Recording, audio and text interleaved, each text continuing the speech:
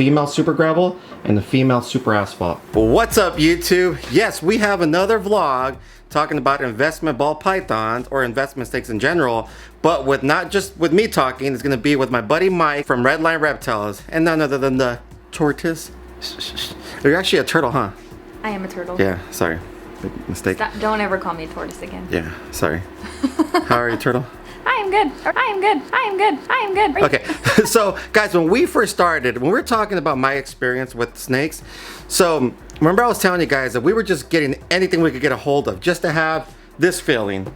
Opening the tub, you know, going back and forth, just because we used to watch Brian Barczyk so much, and when we were watching him, we used to just love seeing all that. So we were looking on Craigslist, and we found this guy in it was in Yorba Linda, like 2 hours away from here, and he was selling his collection. So we went over there and we started talking to Mike, and that's the first collection I actually had purchased. Well, we actually had purchased from someone, and he was so generous to us. I mean, he saw the excitement, he saw that we caught the bug from the ball python side of it, and he's like, hey, you know, if you guys are really interested, you know, take this, take that, take all this. And I have this snake, that snake, yeah, have this. And there was a lot of like codom, you know, 2 gene, 3 gene, some recessive stuff in there. And honestly, it was the best experience and timing for us because we got to breed snakes and get the feel for, you know, the breeding part of it, the, you know, the getting the incubator ready, you know, pulling the eggs out of these snakes and stuff like that. It was just a overall experience that we needed to do. And then it definitely gave us some confidence to invest a lot in all this right here and that. So yeah, so we're waiting for Mike to come over right now because Mike had actually purchased a couple snakes about a couple months ago, but then he hit me up saying that he's in need of some powerhouse males. And when I say the powerhouse breeder males he just purchased, holy, oh, I'm gonna have Mike show them off. But man, you want to talk about, remember I was talking to you guys about a couple ways of doing it, either loading up on some females, or a lot of single to double gene snakes, you get a powerhouse male.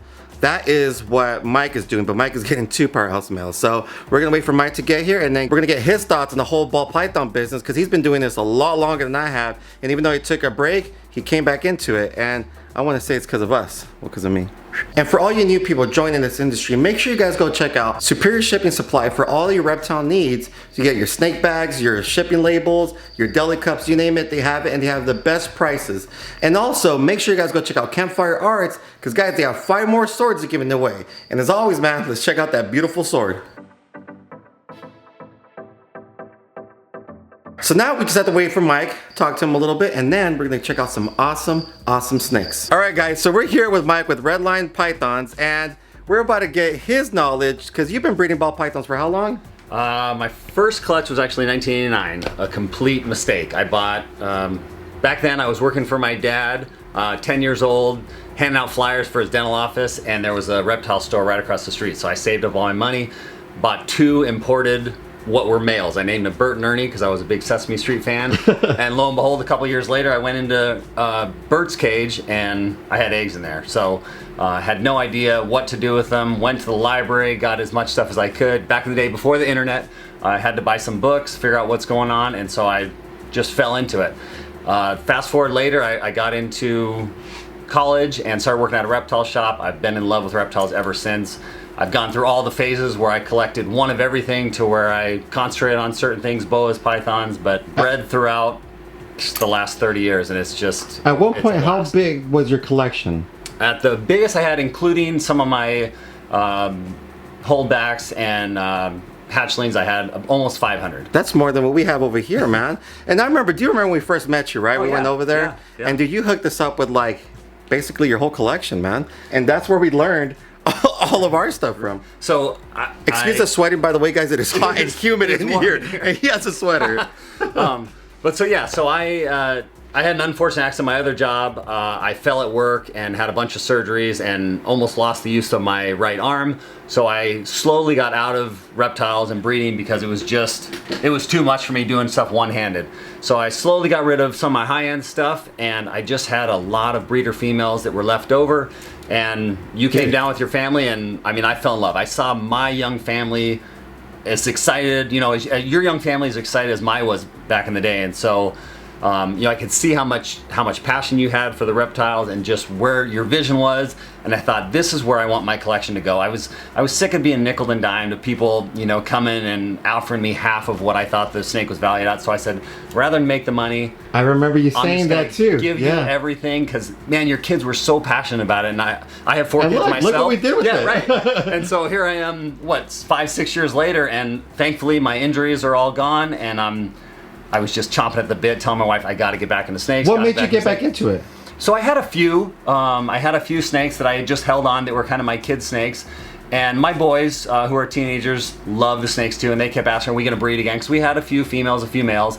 And so I just thought, all right, let's start up again. And then, man, I just caught the bug again. And lo and behold, started talking to you, and man, now I'm in. So here's a couple of questions I wanted to ask you. So you've been to the whole thing as far as investing money in snakes, right? Oh yeah. And yeah. what are your thoughts on that? And if you give anyone advice on it, what would you recommend? There's a lot of hate out there for the investment side of snakes. Yeah. And I've had both sides. Like I said, I was 10 years old when I got into it, so I fell in love with the snakes too. But then as a college kid making $20,000, $30,000 a year, just a side job, I was playing sports in college, and in fact, all my buddies know that my apartment was called the jungle because I had snakes everywhere. My apartment was just floor to ceiling snakes, and I was doing that on the side just to make some money to get through college. So I don't think there's a problem with it. I love the fact that you can do both ends. You can have a passion for the snakes, love them, and still pay for your collection, because anyone who has a big collection knows they're not cheap. I mean, you're spending a couple $100 a week just to feed them, let alone house and heat them up and keep them at the best care possible.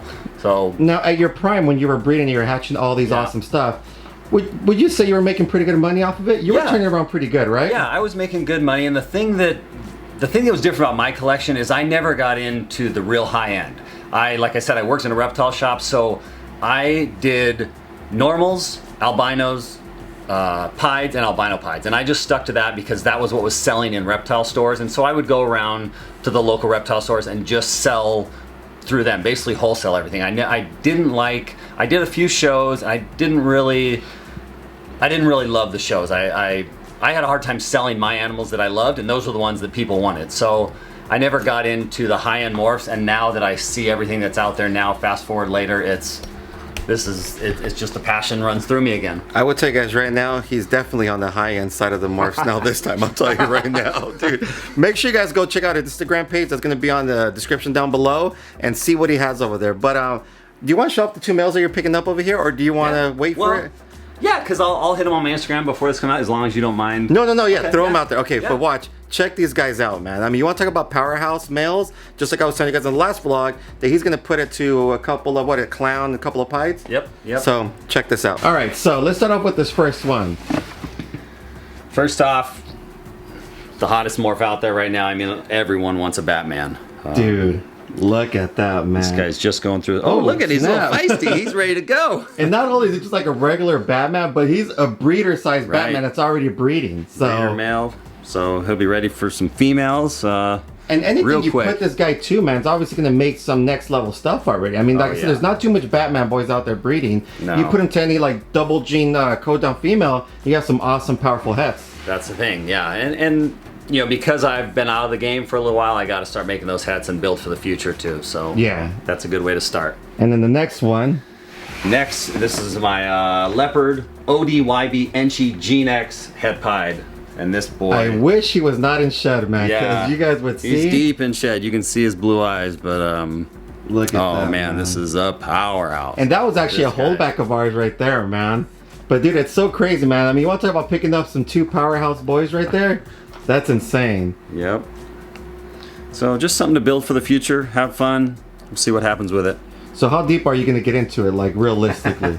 Are you going to go like full on? Like everyone is going right now, or what are your thoughts? I think right now is the time to get in, honestly. Right, yeah. This is a great time, Reptiles, anyone who's been in the hobby for a long time, they go up and down. They become real hot, and then they slow down, and everyone says the market crashed. But if you've been in it for as long as I have, you see that people have a passion for this.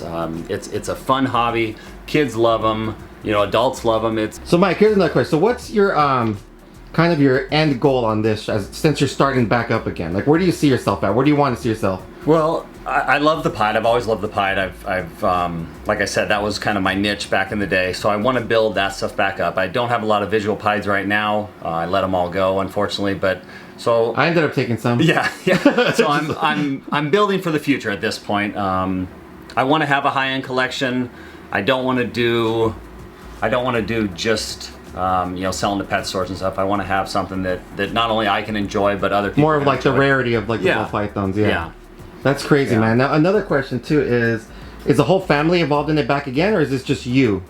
I do most.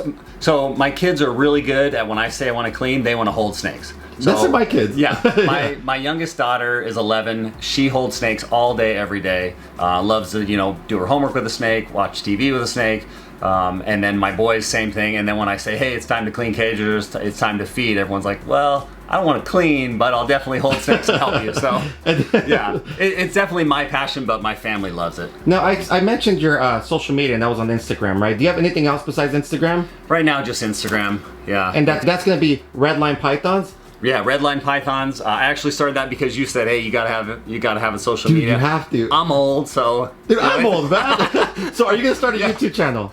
I don't know. My kids keep bugging me to do that. I don't think I have the face for YouTube. I think you do, man. And you have the knowledge. I mean, look what you got us into. I mean, we went over there to grab 4 snakes and went to the lean with everything. Yeah. So, but guys, do me a big favor, man. Go make sure you guys go give them a follow. Again, there's information on the description below. Again, man, thanks for coming over, brother. Seriously, I really Miguel. appreciate it, man. So happy you took my collection to the next level, and it's fun to come back and Do see some what shopping. I had. It's gone crazy. And do some shopping, right? Man, it was so cool having Mike over here. Like I said, man, we go way back from when we first started. I mean, he helped us out, and dude, now this guy is building up a collection coming over here, man. We go so far back, he remembers when I was blonde. Oh yeah, when Tina had first met Mike, Tina had short blonde hair. Dude, you guys should comment down below and see if you guys want Tina with that short blonde hair again. No. No? Cool. All right, so before we get off this vlog, let's show off some cool snakes. And of course, we're gonna have Tina Vanna these bad boys. This is a pastel. Gravels and asphalts. Gravels and asphalt. We're gonna show some gravels first, right? Yes. Okay, cool. Are you gonna Pull this explain it girl or should out. I explain This it? is a pastel gravel spark, and you can start your explanation now. Sweet. All right, like she said, guys, we actually bred this right here. Well, not bred this because it's too small, but we actually made this. And right here we have a pastel gravel spark. And I believe there's not too many of these out there, man. Let's see. Let's hold it up, Tina. I mean, look at that. I can't wait to run a super gravel back to this and hopefully hit a super gravel spark. That'll be pretty awesome. Super awesome. The next one is the one I am really... It's honestly one of my top 10. My top 10 snakes. Definitely. Okay, so let's take a look at this next one. Right here we have a GHI Mojave Gravel. And also produced over here at AEP. I mean, look at this girl, man. Again, a GHI Mojave Gravel. Could you guys imagine running the super gravel back to this and then hitting a super gravel GHI or super gravel GHI Mojave? Dude, that'll be insane. Super gravel. Oh, sweet. And Super fresh shed. super fresh shed.